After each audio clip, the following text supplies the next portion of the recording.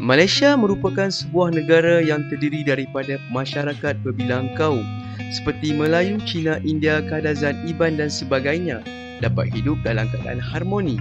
Masyarakat pelbagai kaum di Malaysia sudah hidup bersatu padu dan saling memerlukan antara satu sama lain.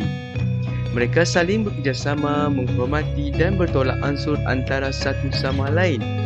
Perpaduan kaum dalam kalangan masyarakat Malaysia juga mampu meningkatkan imej negara di mata dunia.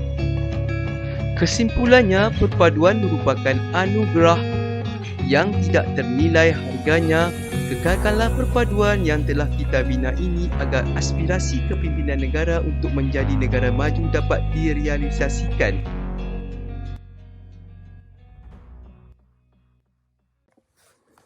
Bismillahirrahmanirrahim.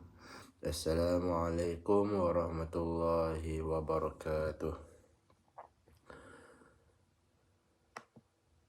Terima kasih saya ucapkan kepada Dr. Hashimah Hashim, iaitu pensyarah bagi subjek EDUP 2102 Sosiologi dalam Pendidikan. Berdasarkan video tadi, kami akan membentangkan tentang analisis kepelbagaian sosio-budaya. Antara pembentang yang akan membentangkan dalam video kali ini adalah Nur Syamimi binti Jazlan, Awatif binti Muhammad Farak, Anisah binti Razik dan juga saya sendiri, Wan Muhammad Afdal Akram bin Wan Abdul Hadi.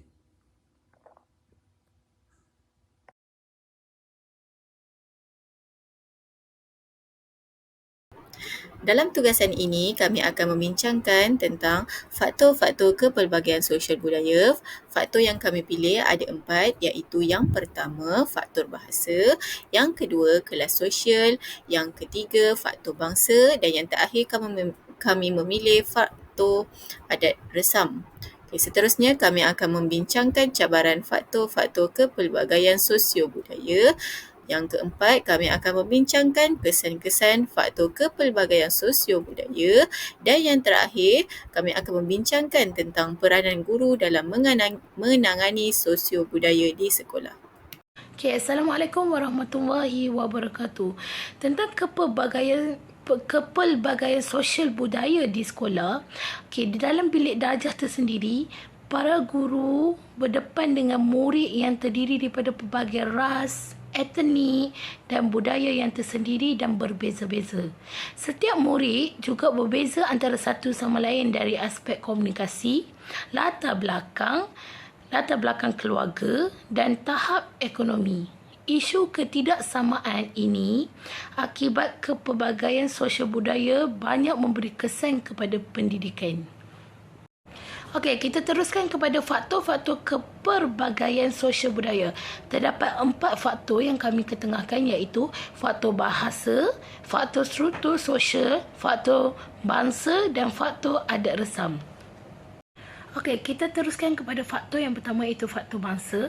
Okey, faktor bangsa ni adalah sistem lambang bunyi suara yang digunakan sebagai alat penghubung dalam sesuatu kelompok untuk melahirkan perasaan dan fikiran.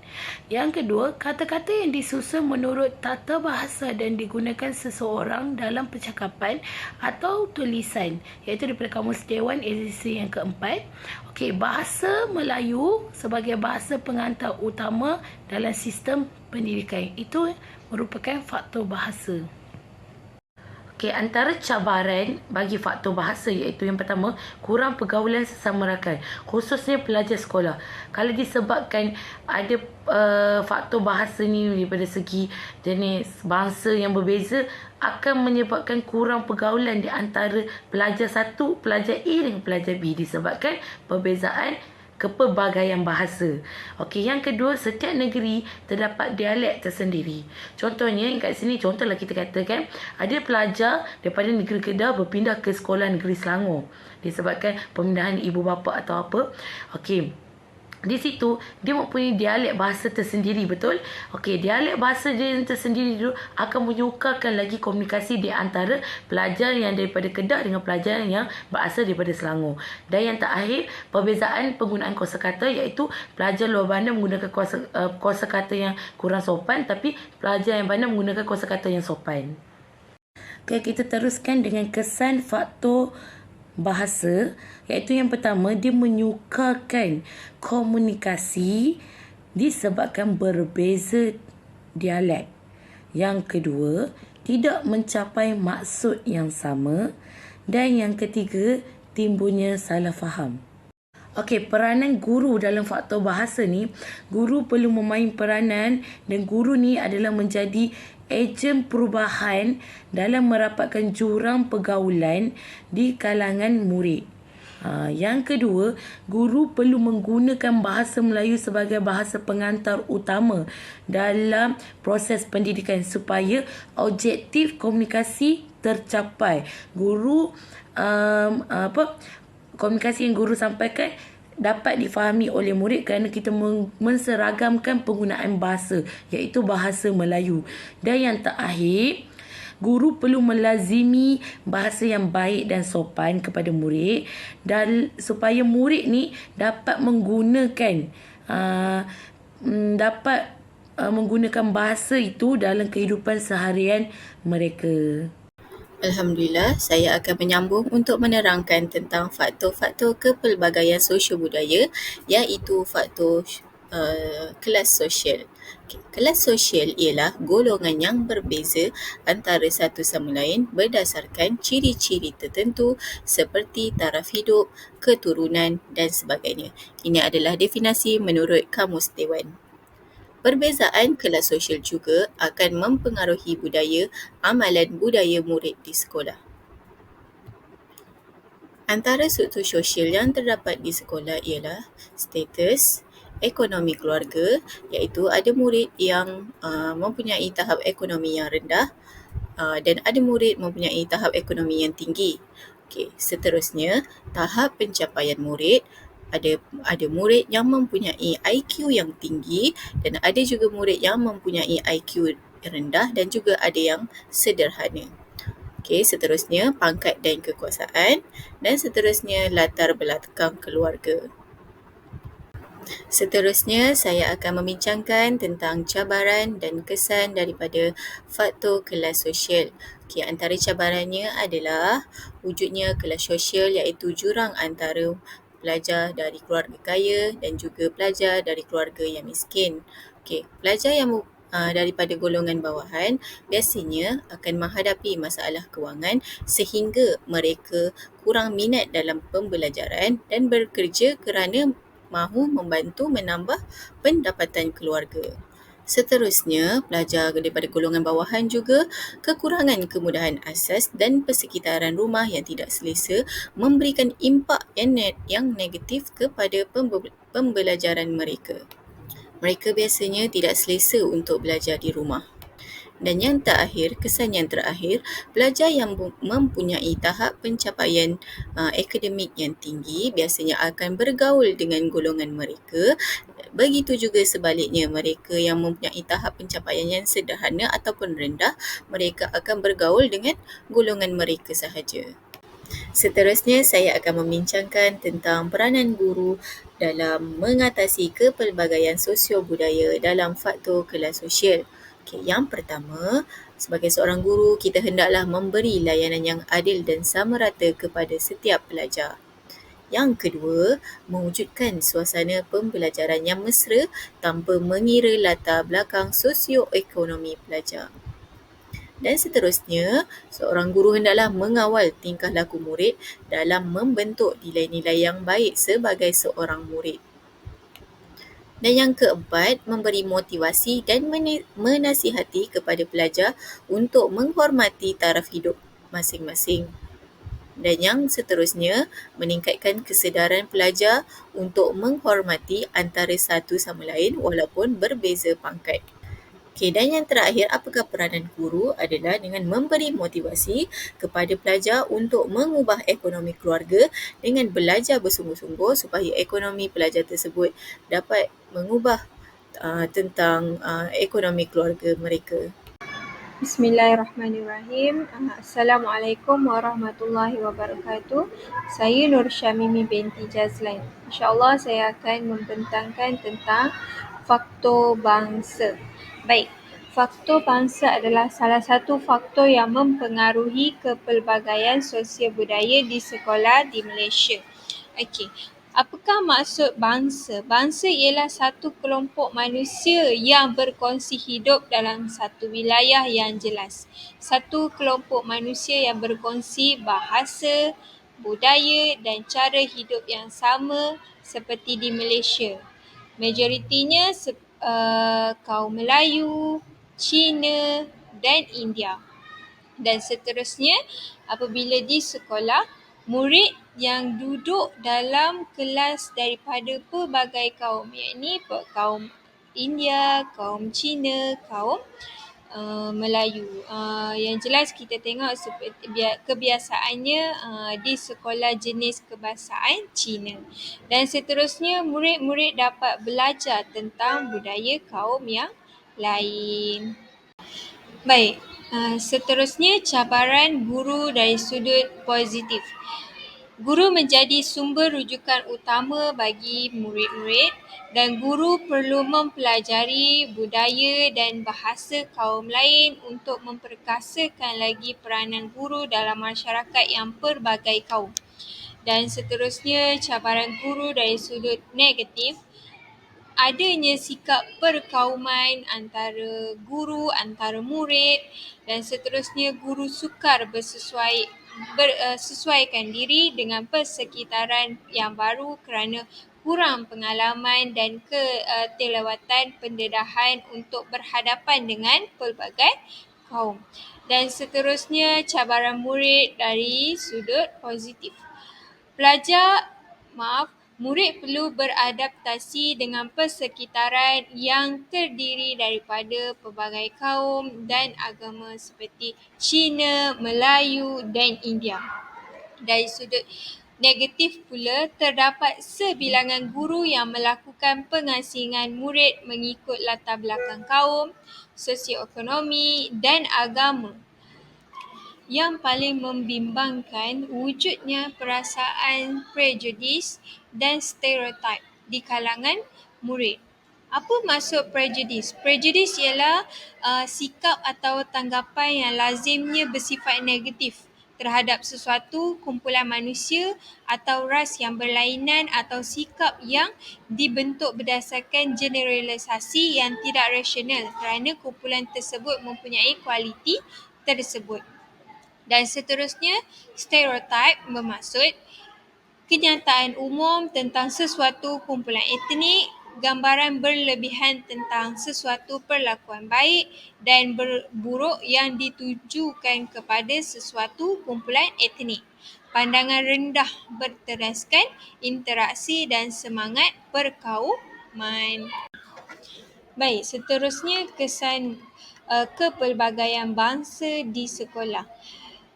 Wujudnya integrasi sosial iaitu proses menyatu padukan pelbagai kelompok melalui satu identiti bersama dengan menghapuskan perbezaan dengan identiti masyarakat. Integrasi sosial mempunyai 3 proses. Yang pertama, akulturasi, yang kedua, asimilasi dan yang ketiga, amalgamasi.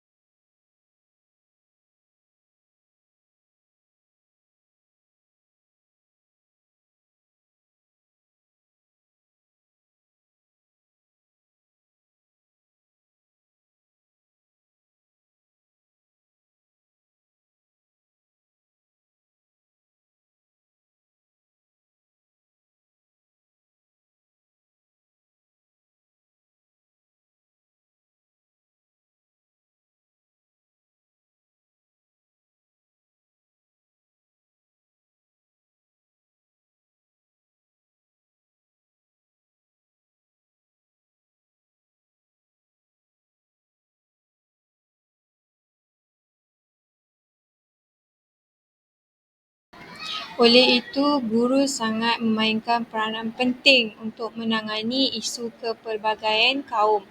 Okey, yang pertama, guru harus bijak dalam mengendalikan kelas sosial murid supaya wujud pergaulan dan interaksi serta masyarakat tanpa sekatan kaum dan budaya dan tidak berkelompok. Orang kata tidak asobiyah. Okey, kalau di Malaysia sebagai contoh, Puak Kelantan, Kelantan je, Puak Terengganu je, Puak Pahang je. Okey, di kalangan murid juga begitu. Tiada orang kata kaum Melayu je.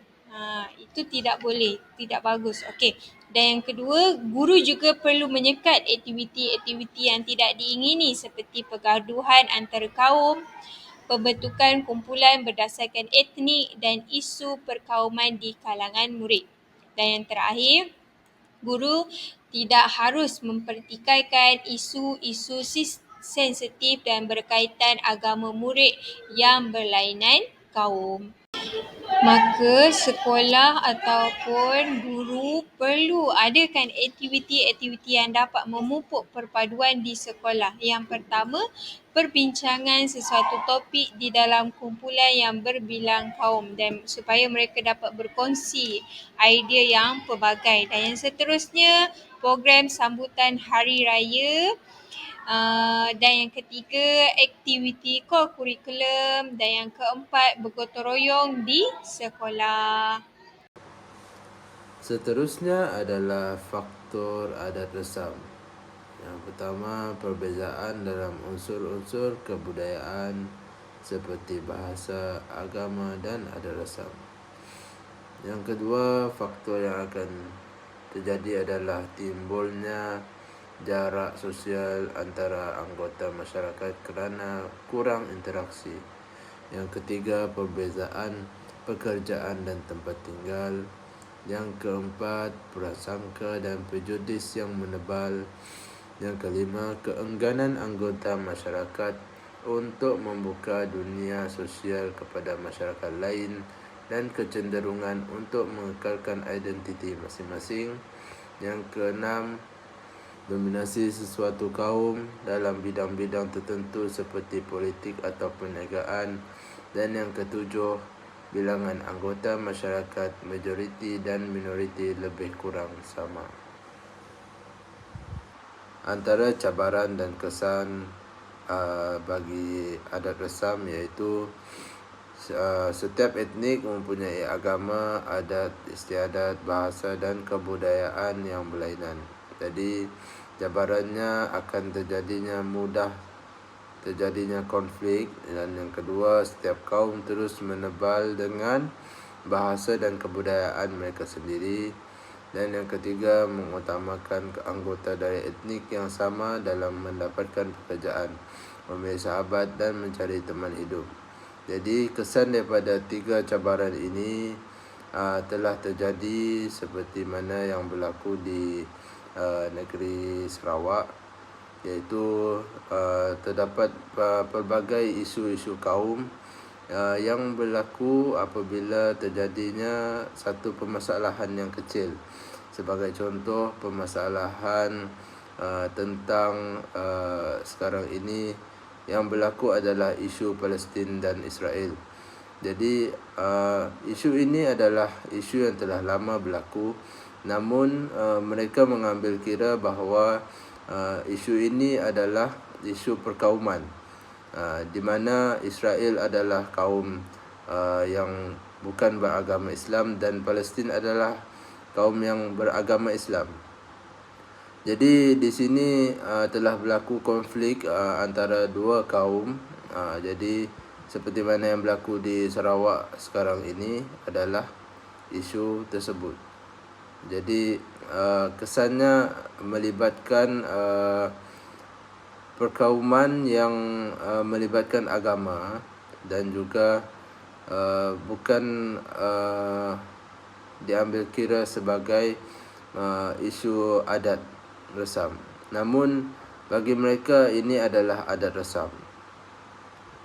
Jadi isu ini adalah isu yang sangat sensitif dan mereka mengambil kira isu ini adalah isu yang terkait dengan adat-adat yang berlaku di antara mereka. Antara peranan guru ialah guru sebagai penyampai ilmu kenegaraan, guru juga penyampai ilmu kebudayaan, guru juga penyampai ilmu perpaduan, dan guru juga adalah suri teladan kepada pelajar. Ini kerana seseorang guru yang mempelajari ilmu kebudayaan kaum lain akan membawa manfaat kepada diri dan juga pelajar dalam aktiviti pengajaran dan pembelajaran di sekolah. Oleh itu, guru perlu memperlengkapkan diri dengan pelbagai ilmu kebudayaan kaum supaya ilmu tersebut dapat disampaikan kepada pelajar dengan tepat dan berkesan. Guru juga penting dalam menyampaikan ilmu perpaduan kepada pelajar. Hal ini demikian kerana penyampaian ilmu perpaduan yang berkesan kepada pelajar dapat menjamin keamanan dan keharmonian negara. Segala tingkah laku guru mudah diikuti oleh pelajar, terutamanya pelajar sekolah rendah, kerana pelajar menganggapkan guru sebagai idola mereka. Ingat guru. Kesimpulannya, kepelbagaian sosio-budaya di sekolah amat penting dalam mewujudkan perpaduan dan dapat mengeratkan silaturahim tanpa mengira perbezaan dari segi bahasa, kelas sosial, bangsa dan adat bersama. Oleh itu, guru memainkan peranan yang sangat penting dalam mewujudkan keharmonian dalam sistem pendidikan sekaligus dapat mendapatkan jurang-jurang sosio-budaya di sekolah.